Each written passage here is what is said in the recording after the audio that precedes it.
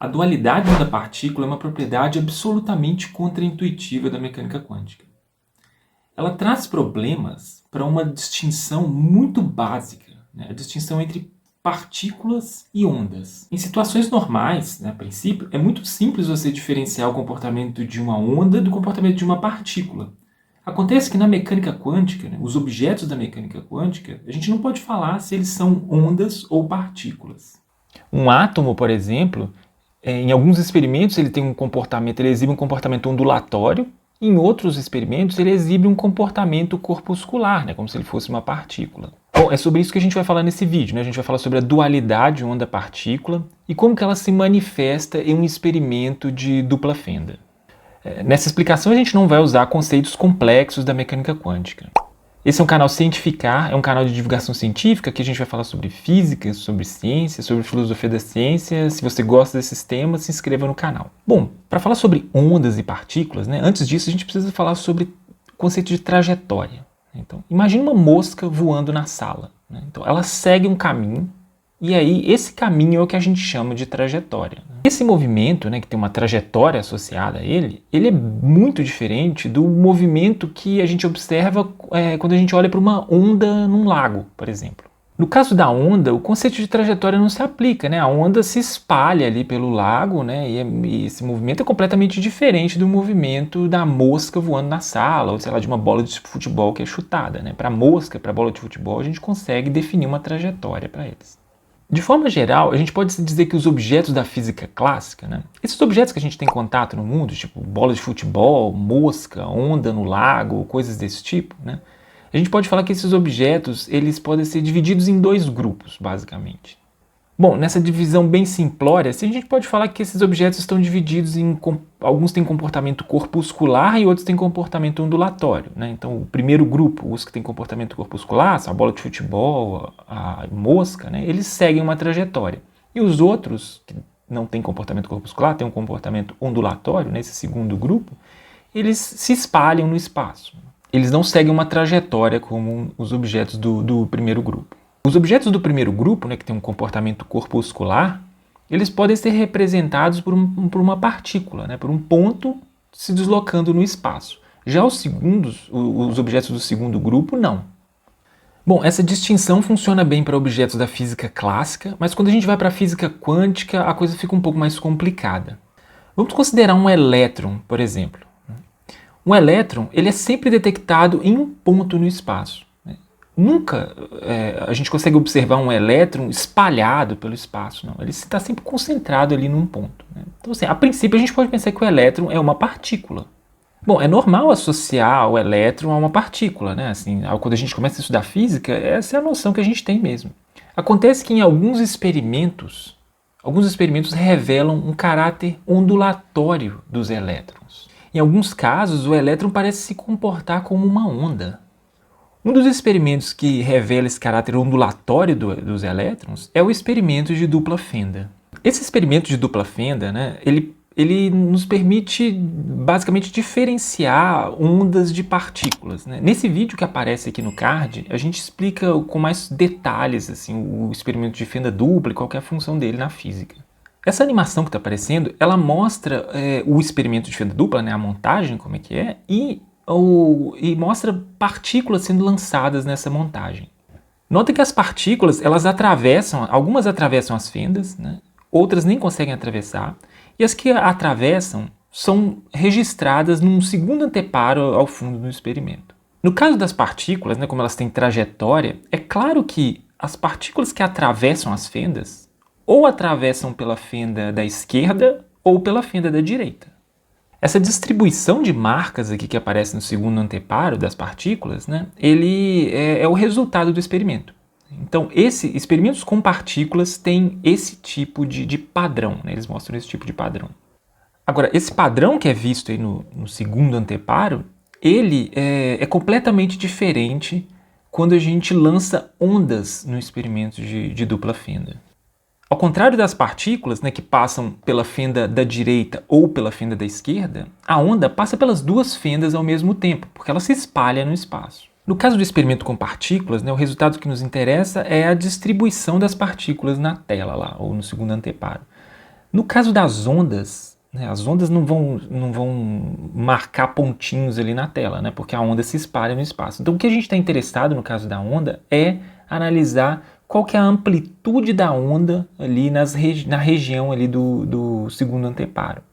Então nessa animação a gente consegue ver que no centro do segundo anteparo, por exemplo, a gente tem uma intensidade maior, a onda tem uma amplitude maior. Né? Agora, em outras regiões do anteparo, as ondas têm amplitude menor ou amplitude zero. Isso aí é representado aqui nessa animação por essas faixas vermelhas. Né? Então, as faixas, onde tem faixa vermelha, marca uma posição em que a onda tem amplitude grande. Né?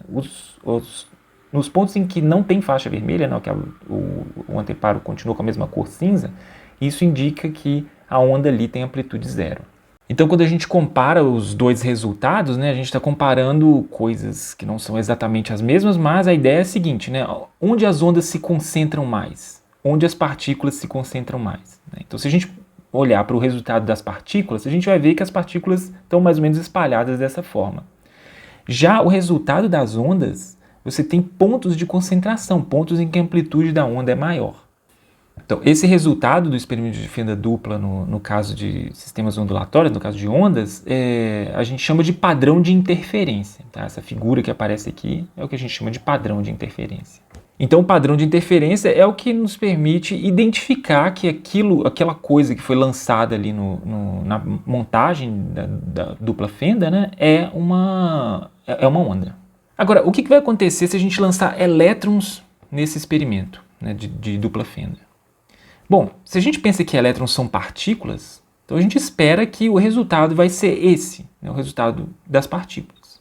Experimentos desse tipo, né, em que as pessoas observam interferências de elétrons, eles foram realizados muitas vezes. Tá? Vou deixar aqui na descrição algumas referências. Esses experimentos, as pessoas conseguem fazer esse tipo de experimento lançando um elétron por vez na montagem. Então, diferente do que acontece com os objetos macroscópicos, né, clássicos, a gente não consegue enxergar um elétron. Então, quando esse experimento é realizado, o que você enxerga é o resultado, só o elétron marcando uma posição lá no segundo anteparo. Então, quando você lança um elétron, você vê esse resultado. Quando você lança mais elétrons, 2, 3 elétrons, aí você vê esse resultado aqui.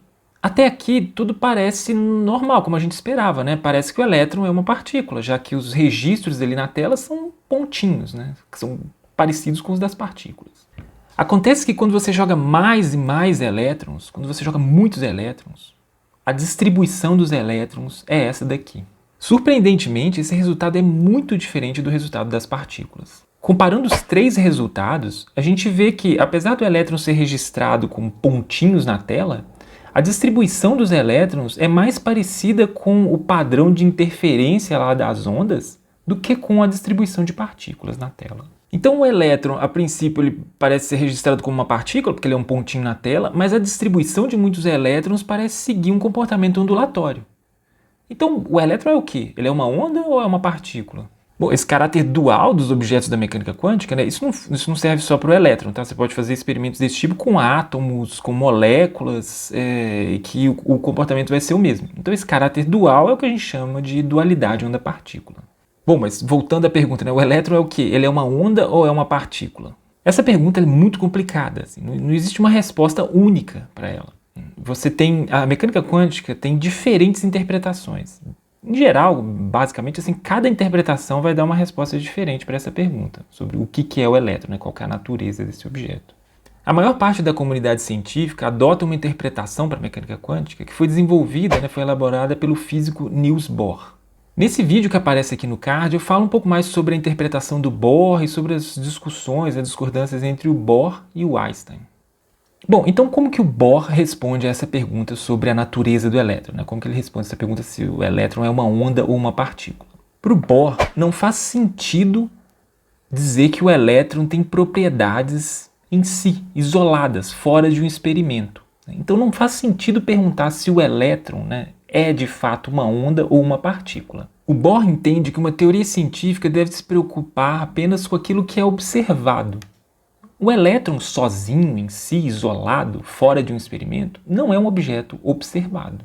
Então, perguntas sobre a natureza do elétron, o que ele é de fato, né, independente de um experimento, essa pergunta ela não tem sentido. Não faz sentido perguntar se o elétron é uma partícula ou uma onda se você não falar sobre qual experimento você está usando o elétron. Ele está inserido em qual contexto experimental.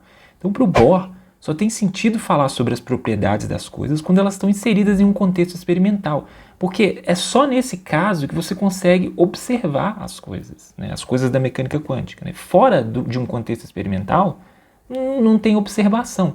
Então, se não tem observação, a ciência não precisa se preocupar com essa questão. Então, essa pergunta se o elétron é uma onda ou uma partícula em si, né, isolado, fora de um experimento, essa pergunta não tem sentido, ela não é uma pergunta científica. Né? Uma teoria científica não precisa responder essa pergunta. Então, para o Bohr, o que a ciência tem que responder é sobre o experimento como um todo. Então, você considera todo o experimento, né, o aparato todo, e aí você pode ali identificar experimentos em que o elétron tem um comportamento corpuscular e experimentos em que ele tem um comportamento ondulatório. Agora, o que o elétron é de fato em si, qual é a natureza última dele, essa não é uma questão científica.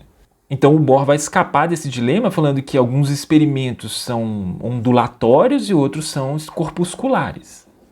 O Bohr entende que na mecânica quântica a gente não pode separar o objeto do aparato experimental. Então o objeto, que é o elétron, né, a gente não pode pensar nele isolado, sozinho. Né? O fenômeno para o Bohr é composto pelo objeto mais o aparato.